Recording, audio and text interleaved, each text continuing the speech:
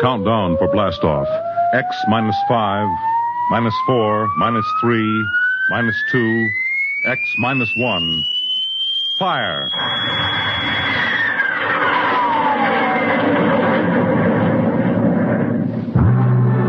From the far horizons of the unknown come transcribed tales of new dimensions in time and space.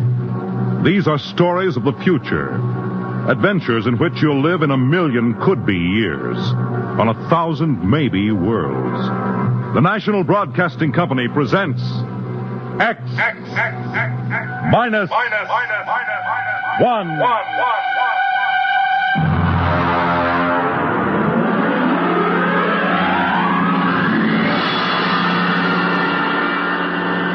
Tonight's story, Mars is Heaven.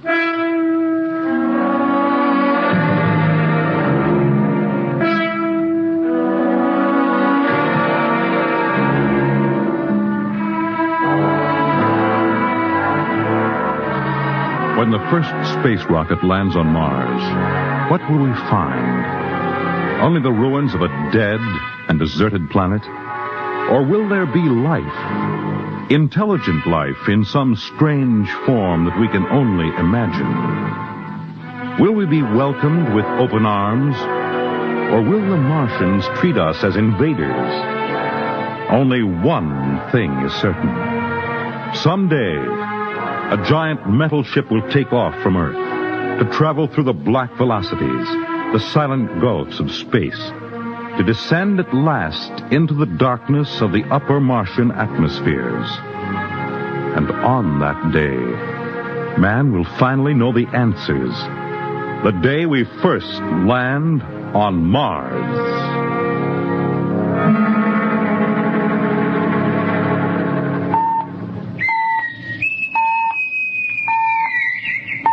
Now hear this.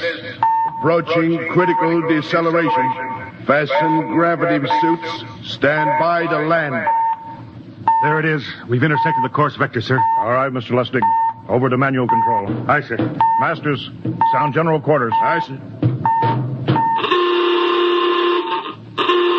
Mr. Lustig, what do you make of the terrain? There seems to be a heavy ground, Miss Captain. We won't be able to use the infrared lights. And we'll have to come in on radar. Isn't that a little risky, sir? Landing in the dark? I'd rather run the danger of a blind landing, Lieutenant, than come in without the cover of darkness. Remember, we don't know what kind of reception is waiting for us down there. Airspeed 500. Altitude now 4,000. Bridge to engine room. Stand by for deceleration. Fire forward tubes 1 and 3.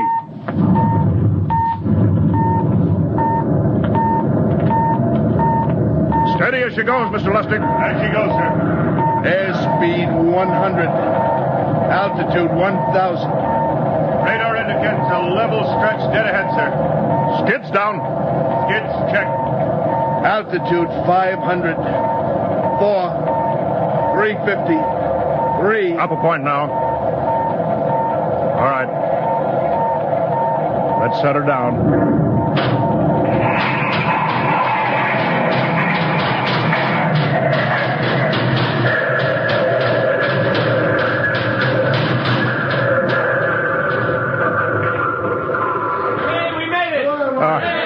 Cut the power.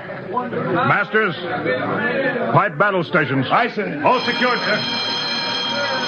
Well, gentlemen, we're now on Mars, April 20th, 1987, 4:33 Greenwich time. Enter that in the log, Masters. Aye, sir. Well, gentlemen, it's less than 2 hours till dawn. As soon as it's light, we'll send out a landing party. Masters, get me an all-over hookup. We're all set, Captain. Now hear this. All right, men. The smoking lamp is lit. Well, we're on Mars. The first man shipped from Earth to land here. We don't know what we're going to find or what dangers we may face. We're 17 men on an alien world. And it's up to us whether we ever get home again. The next few hours should tell the story. and I want instant obedience to all commands. I'll court-martial the first man who doesn't jump to when he's ordered. And one other thing. We may be on Mars, but this is still a United States naval vessel. Officers will conduct a personal and weapons inspection in 1 hour. That's all. An inspection, Captain? Now? Mr. Lustig, we've got an hour and a half to sweat out before we find out what's outside that airlock. I'd rather have a man worried about his stripes than about what's waiting outside on Mars.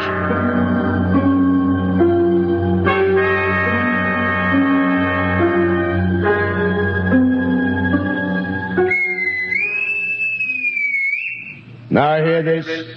Landing party report to forward airlock. Captain Black, Lieutenant Hingston, Lieutenant Lustig, and Dr. Horst report immediately to forward airlock. There's now landing time -5. Well, they're paging us. You ready, Dr. Horst? Yes, Mr. Lustig. As ready as I will ever be. Come on, let's get in the lock.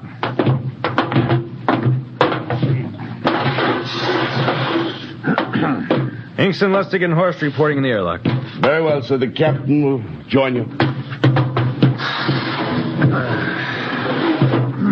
4 minutes to go. At least the captain would get here. What difference does it make? I just want to get it over with, that's all. Anybody got a cigarette? Yeah, I think you're smoking too much, Lieutenant Lustig. Are you nervous? I offer you, Horst. Wondering what's hidden outside underneath that ground mist? I've been giving it some thought.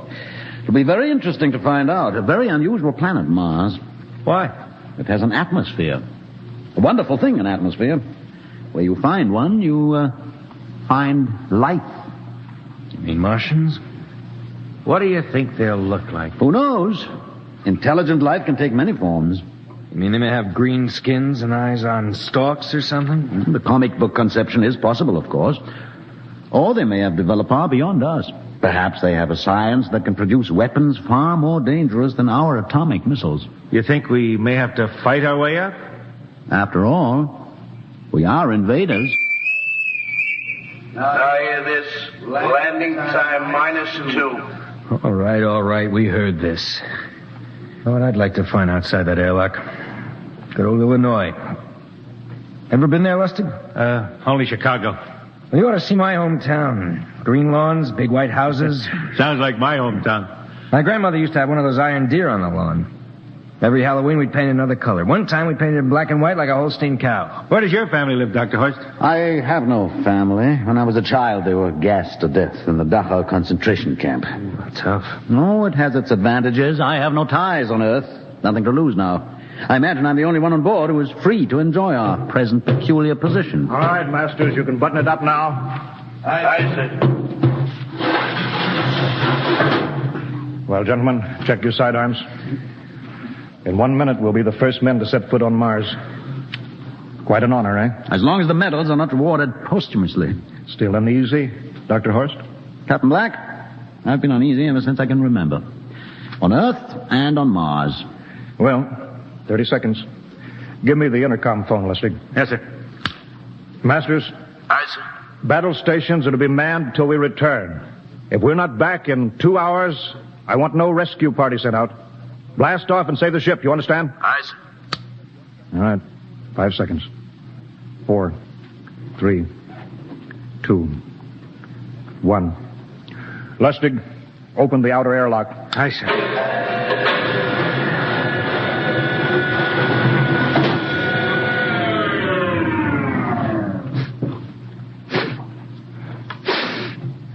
It's fresh air. Let's go. All right, now, take it easy. It's too dark to move fast. Quiet, isn't it? Not even a wind. Can't see anything from this ground this time. We don't know what's out here. All right, come on. What the quiet? Captain, I could swear that sounds like a rooster. I don't hear it anymore. Very homely but unlikely sound. A rooster crowing on Mars? Hingston, Aye, sir. set that machine gun 25 yards to the flank. We'll stay here till the ground mist lifts. Aye, sir. What do you make of the ground, Horse? Grass? plain grass. You can see some large foliage there where the mist's thinned out. What the? Hingston, hold your fire, you fool! I hit it, Captain. What? Some kind of wild animal. I hit it. I could see the tracers, but it's still standing. Come on, Horst. Doctor, where are you? Up ahead, admiring the wild animal. Careful, Horst. Wait for us. Don't worry, Captain. It's an iron deer. A lawn ornament. Well, that's impossible. It's hollow. Interesting, isn't it? A whitewashed Victorian iron deer sitting on a lawn in the middle of Mars. I don't understand. Look around. The mist's lifting. Hey, Captain, look there. It's a house, a regular old-fashioned house. But, sir, on Mars. Good Lord. I haven't seen carved scrolls and gingerbread like that in years. Look at that porch swing. The geraniums. There. I told you it was a rooster, Captain. Give me the glasses, Lustig. I want to take a look through that front window. Well, there's an upright piano. Some sheet music on it. Lustig, it's beautiful Ohio. It can't be, sir. Horst, do you think that civilization of two planets could be identical? I don't know. That specific variety of geraniums is only 50 years old on Earth. Is it logical that they should develop in Mars? How about that porch swing and the piano and beautiful Ohio? Why, it's impossible. Captain Black, this looks like the town I was born in. Well, it looks like my hometown, too. I've thought of something, sir. It's the only solution. Maybe we're not the first ship to reach Mars from Earth. Don't be ridiculous, Lustig. Oh, how else can you explain it? Suppose some scientists got together. They invented some spaceship and planted a colony here. That's the only answer. That's impossible, Lustig.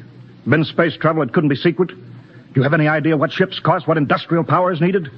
No, there's got to be some logical reason. I think perhaps we might find out, Captain. The light just went on in that house. Kingston, cover that door with the machine gun. Aye, sir. All right, come on, Horst. We're going to ring that doorbell. There's got to be a scientific answer to all this.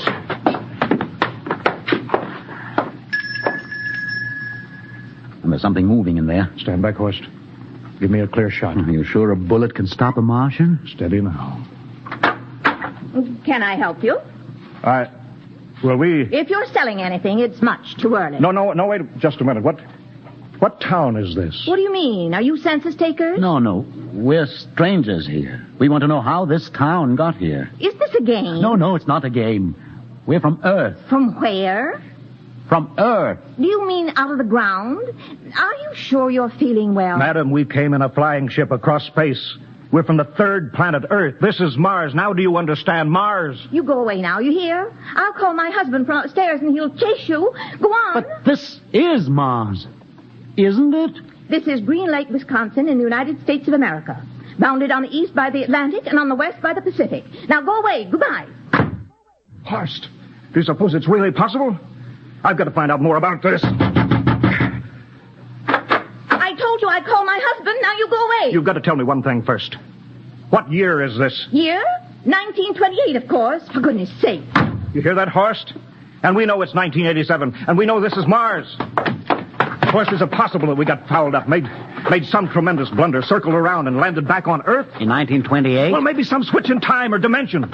Could we have shifted somehow, gone backward in time? Oh, Horst, this won't hold water. It's not logical. We checked every mile. We went past the moon, out into space. We're on Mars. Lustig out at point. Hingston in the rear. Keep that gun at half load. Aye, sir. Horst, there's got to be some cold, logical solution. Captain. What? That house down the street, the white one with the green shutters. Lustig, what's the matter? I never thought of... Thank God! Lustig, come back here. He's running for that house. That crazy fool, after him, quick. Lustig, stop! Come down off of that porch. Grandpa! Lustig, what the devil do you think you're doing? Albert! Grandpa, it is you. Lustig, what is going on here? Albert, it's been so many years. How you've grown, boy. It's so good to see you. Lieutenant Lustig! Oh. Captain, Grandma, I want you to meet my friends. This is Captain Black. Captain, I want you to meet my grandfolks. Howdy. Any friend of Albert's is a friend of ours. How long have you been here, Grandma? Oh, a good many years, ever since we died. Ever since you what? Oh, yes, sir. They've been dead 30 years. What? Oh, now, don't you trouble yourself. It's all right. We're alive again, that's all. Do you mean to tell me that Mars is heaven? Oh, nonsense, no. All we know is here we're alive again. And who are we to question God's infinite ways? Well, Lustig, we're going back to the ship. But, Captain, I want to talk to my grandpa. Lieutenant Lustig, I don't like any part of this. You'll come back with us if I have to club you and carry you. I see. Now, let's go. Heaven only knows what they've run up against back at the ship.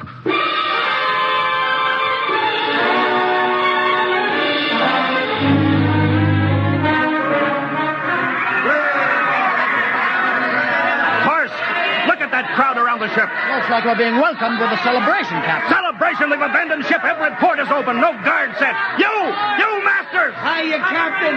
Meet my old dad. Dad, that's Captain Black. He's not a bad guy for an officer. Hingston! What's it? Bring that band back. Use force if you have to. Excuse me, sir. There's my Uncle George. Hingston! I'll be right back, Captain. Uncle George. What the devil is going on here? Understand, sir? They've all found friends and relatives. They're all here. You're right, Captain. I've found it. The whole crew's out in the crowd. But I gave orders. Definite orders. You don't understand, Captain. I understand mutiny. I don't care how many relatives show up. I'll have discipline. Johnny! What? Johnny, you old son of a gun! It's you. Edward. Yes. It can't be. Oh, of course it is. Johnny, Ed. you old... Ed. Dr. Horst. This is my brother, Edward. How do you do? Hello, sir. It's wonderful to see you, Edward. Look, I've got to get back to my ship. Oh, Johnny, wait. I almost forgot. Mom's waiting at home. Mom? Yeah, and Dad, too. Mom and Dad are alive? Then you're real, Ed. Well, of course. Don't I feel real? How's that, huh? Why, Ed! We've got lunch for you, Johnny. Mom's making corn fritters. Dr. Horst, haven't you found anybody? Oh, no, Captain. I have nobody. Oh, then you come on home with me, right, Ed? Why, sure. Horst, you wouldn't believe it, but it's been 35 years since I had Mom's corn fritters.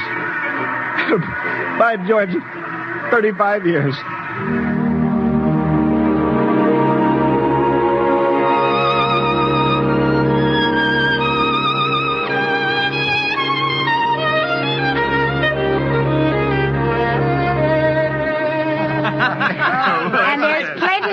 Kitchen, so don't hold back, Johnny.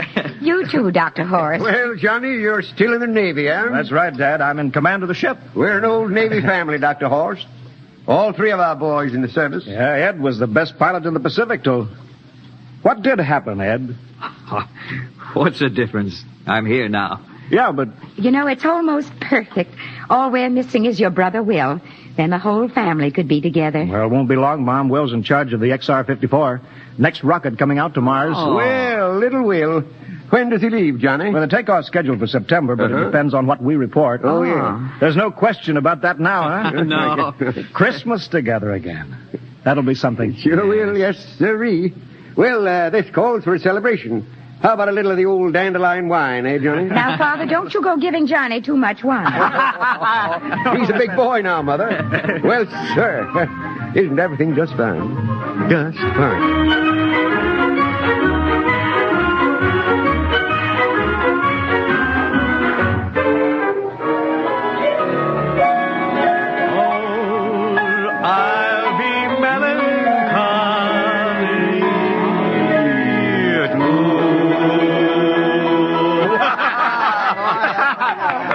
That one again, will you, Ed? Oh, sure.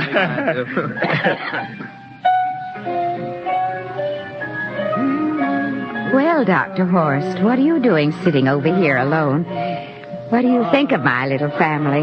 Very nice. You know, I can't understand why you didn't find any folks here, Dr. Horst. It's just a shame everybody else is so happy. Well, I never remembered my family, Mrs. Black. All I know is they were gassed at Dachau during the Second World War. When I was liberated, I was in delirium 3 months. I cannot remember anything before then. A psychiatric phenomena. Oh, that's terrible. Isn't there anything anybody can do? I don't want to remember. I have not had a pleasant life. I prefer to be free of emotional entanglements.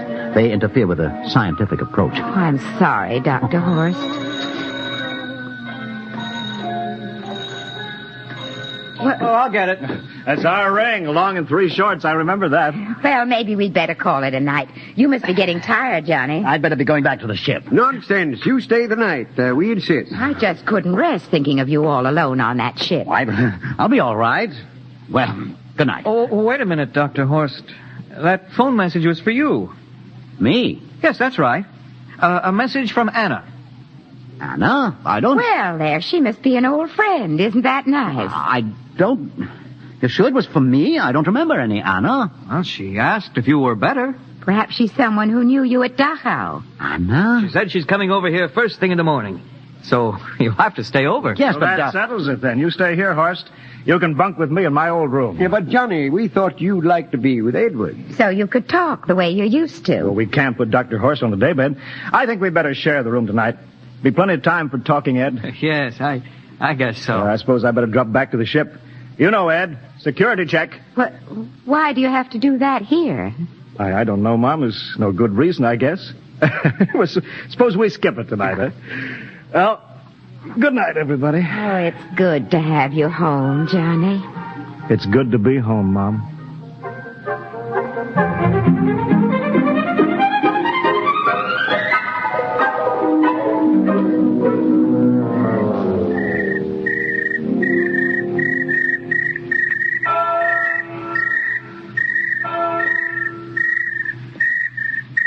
Captain Black.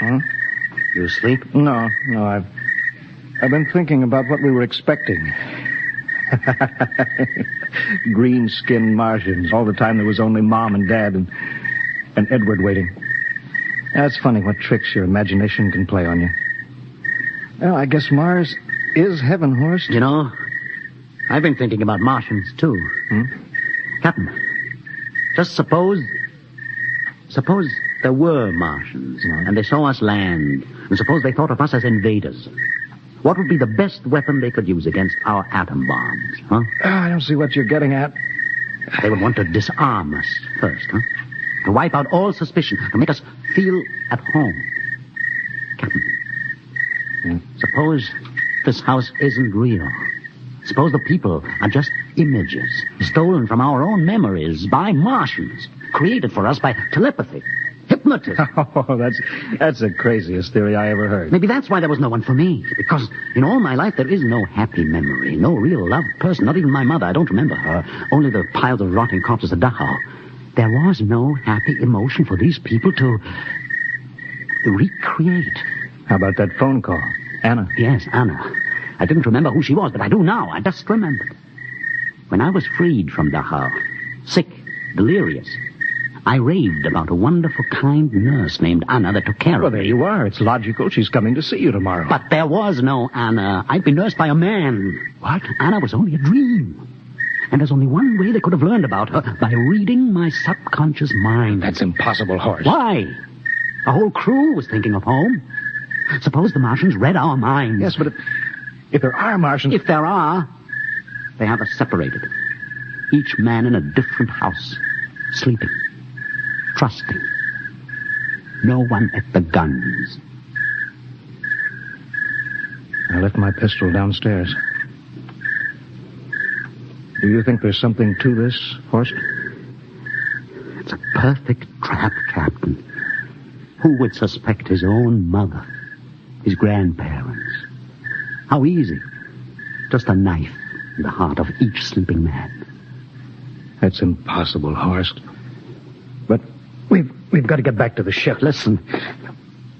The crickets have stopped. Come on. We don't know when they change back to whatever they really are. All right, careful.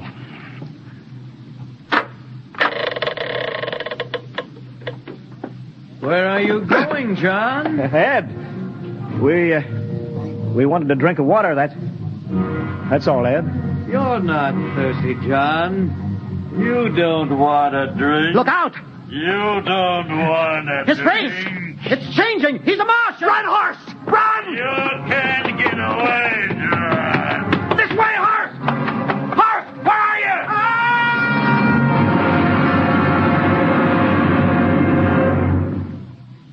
Hello? Hello? Can you hear me, Earth? This is Captain John Black, the XR-53 calling from Mars. I've locked myself in the ship, but they've crippled it. I can't take off or fire the guns, and they're coming for me now, the Martians. I'm all alone here. All the rest are dead. Hinkston, Lustig, Dr. Horst. Poor Horst, he didn't even reach the door.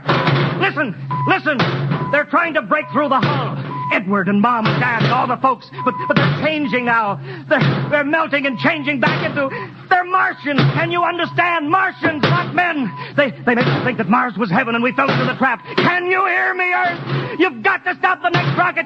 Listen, tell my brother Will. Tell my brother not to come. They'll trap him, too. They'll kill them all. Hello? Hello? Can you hear me, Earth? This is John Black on Mars. Hello, Earth. This is John Black on Mars.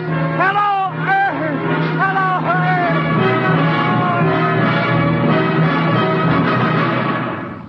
Tonight, X-1 has brought you the science fiction classic, Mars is Heaven, written by Ray Bradbury and adapted for radio by Ernest Kenoy. Featured in the cast were Wendell Holmes as Captain Black and Peter Capell as Dr. Horst, with Bill Zuckert as Masters, Bill Lipton as Hingston, Margaret Berlin as the old lady, Bill Griffiths as Edward, Ken Williams as Lustig, Ethel Everett as Mom, and Edwin Jerome as Dad. Your announcer, Fred Collins. X-1 was directed by Fred Wayne and is a transcribed NBC Radio Network production.